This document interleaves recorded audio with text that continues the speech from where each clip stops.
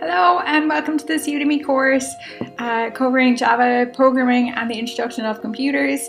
I hope you enjoy the course. It will cover some applications that we're going to develop. First, we're going to do the Hello World, which is the first programming application that you pretty much always do when you're learning every single programming language.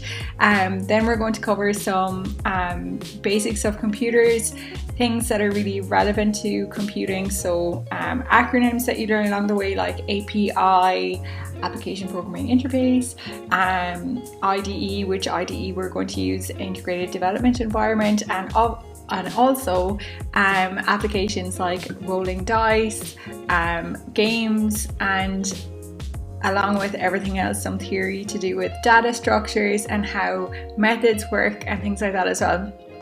I hope you like the course and I look forward to posting up more. Okay, enjoy. Thanks for watching.